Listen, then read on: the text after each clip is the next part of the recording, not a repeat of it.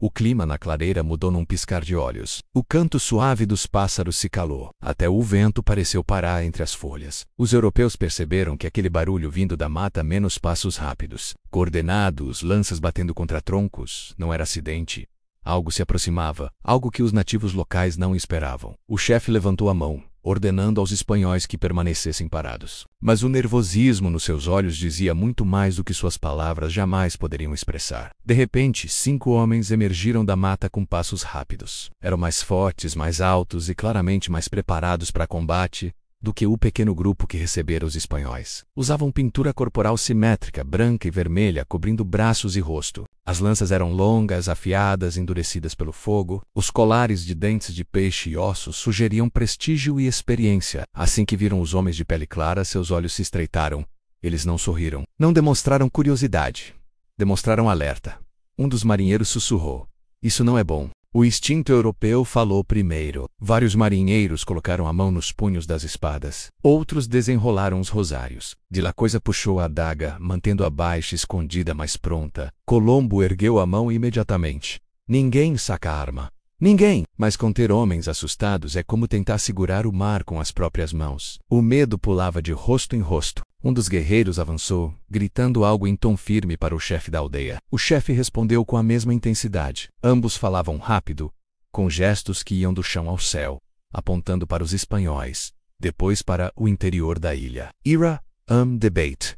Mais um debate quente. Outro guerreiro bateu a lança no chão, um gesto de autoridade. As crianças correram para dentro das casas, as mulheres recolheram objetos do chão e se afastaram. Os europeus entenderam o recado. Aquele povo não estava unido sobre o que fazer com eles. Vendo a tensão aumentar, Colombo deu um passo à frente. Pinzon tentou segurá-lo.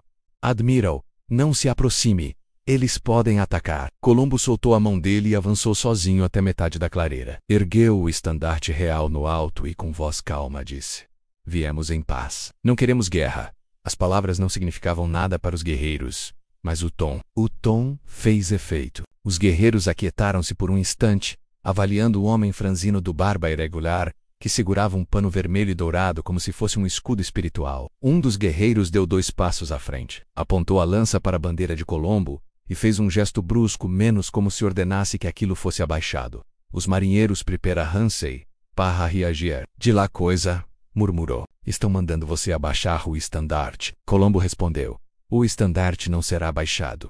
O guerreiro avançou mais um passo. Outro marinheiro comentou: "Ele acha que isso é uma ameaça." Era exatamente isso. O guerreiro interpretava a bandeira levantada como sinal de domínio, algo que não aceitariam dentro de suas terras. O impasse era claro. Se Colombo abaixasse a bandeira, demonstraria fraqueza. Se mantivesse erguida, poderia provocar um ataque. A clareira segurava o ar. Um dos marinheiros instintivamente puxou a espada apenas alguns centímetros da bainha. O som leve do metal ecoou como trovão. Os guerreiros reagiram imediatamente. 3 lanças se levantaram. Uma foi apontada diretamente para o peito de Colombo. Pinzon gritou: "Parem, parem!" Mas os guerreiros não recuaram. Colombo permaneceu imóvel, menos como se sua vida dependesse de não dar um único passo errado. Irp, o líder da aldeia, percebendo que tudo estava prestes a desmoronar, avançou rapidamente. Ele ficou entre Colombo e os guerreiros. Abriu os braços, formando uma barreira humana, e falou alto, em tom autoritário, muito mais do que havia usado antes.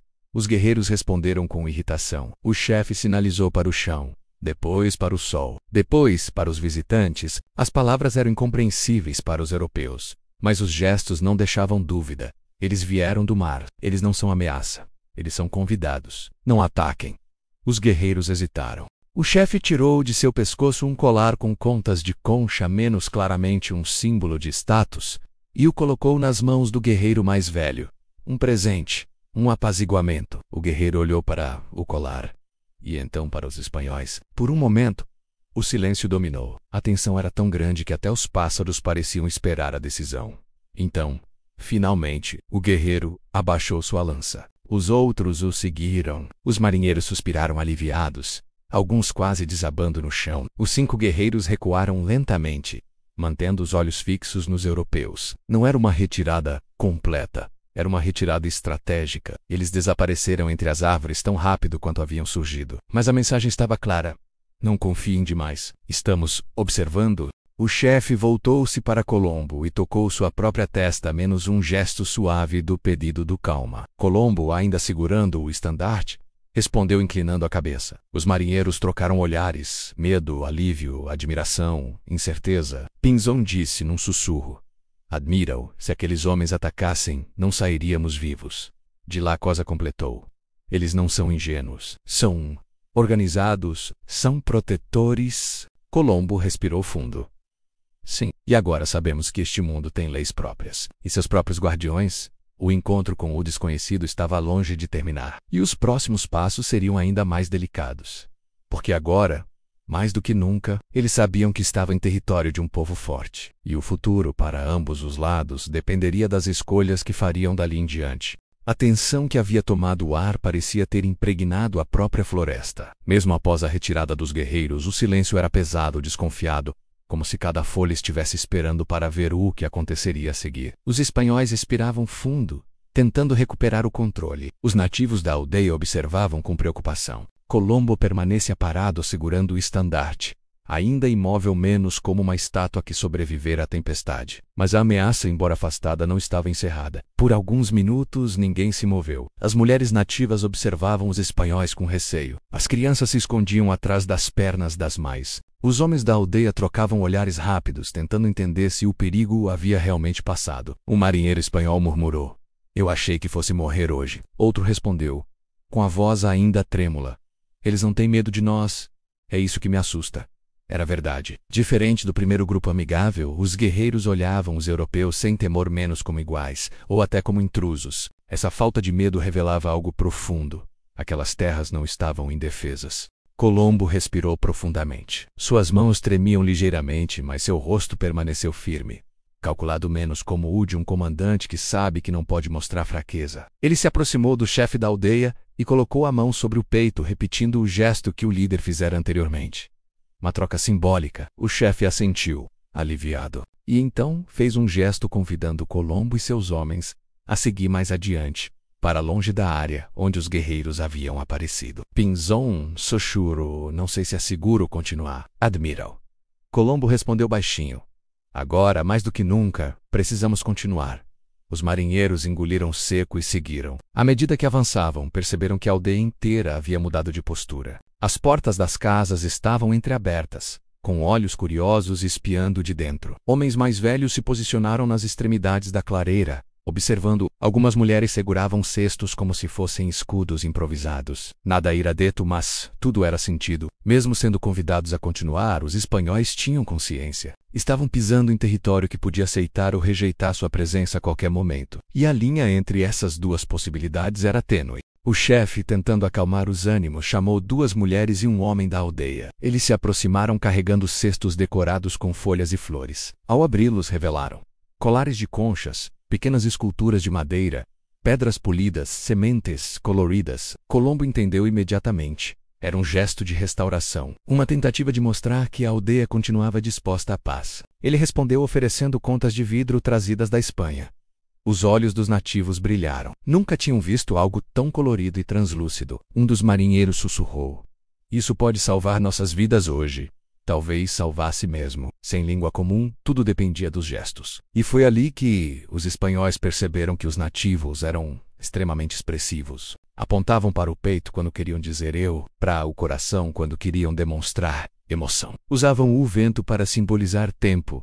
Imitavam ondas para falar do mar. Tocavam os braços uns dos outros quando queriam transmitir calma. Colombo, observando tudo, concluiu: "Eles são inteligentes, comunicativos e sensíveis ao tom." De fato, cada som, cada postura, cada sorriso ou semblante fechado alterava o humor da aldeia. Era um jogo delicado, imortal. Enquanto os presentes eram trocados, um dos homens nativos aproximou-se do Colombo. Sem hostilidade, ele apontou para a floresta.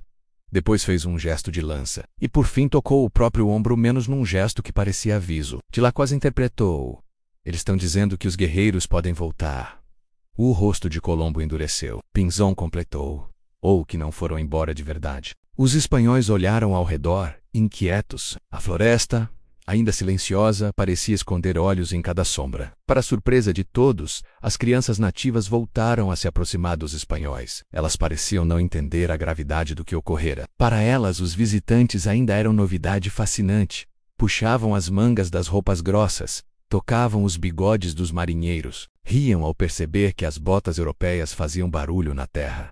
A inocência infantil suavizou o clima. Alguns marinheiros deixaram escapar sorrisos trêmulos. Pinzon murmurou: a presença delas é um bom sinal. Se estivessem em perigo real, os adultos as teriam tirado daqui.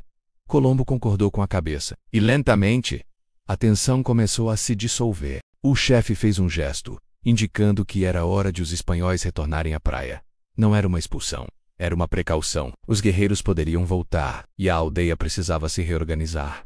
Colombo aceitou com serenidade. Ele sabia que insistir em permanecer poderia ser interpretado como invasão. O grupo começou a caminhar de volta, acompanhado por alguns nativos, não para vigiar, mas para garantir que nada fosse interpretado de maneira errada. A floresta parecia respirar aliviada conforme deixavam o interior da aldeia. Quando voltaram à beira da praia, a maré havia subido. O mar brilhava com tons mais claros, e as ondas pareciam bater mais suavemente na areia. Era como se o oceano, indiferente ao drama humano, continuasse sua rotina. O jovem marinheiro que havia pisado na terra primeiro comentou: nunca pensei que fosse sentir falta do navio. Outro respondeu: pelo menos no navio. Sabemos o que esperar. Eles estavam novamente diante da faixa de areia onde tudo havia começado. Mas agora eram homens diferentes. Sabiam que aquele mundo não era vazio. Sabiam que aquele povo não era frágil. Sabiam que tudo podia mudar a qualquer segundo. Antes que os espanhóis subissem nos barcos, o chefe se aproximou mais uma vez. Ele tocou o próprio peito. Depois tocou o peito de Colombo. E então apontou para a floresta. Um gesto simples, mas profundo. Você é bem-vindo. Mas este mundo tem suas regras. Colombo inclinou a cabeça. Agradecido, os barcos foram empurrados de volta à água. Os marinheiros começaram a remar. Os nativos ficaram na areia, observando menos a figura do chefe firme e silenciosa com o colar de conchas brilhando no sol. E enquanto os barcos se afastavam, a verdade ficava clara. O contato havia sido feito, o vínculo havia sido criado, mas a paz era frágil, muito frágil. A viagem estava longe de terminar, e os próximos dias definiriam o destino de ambos os povos.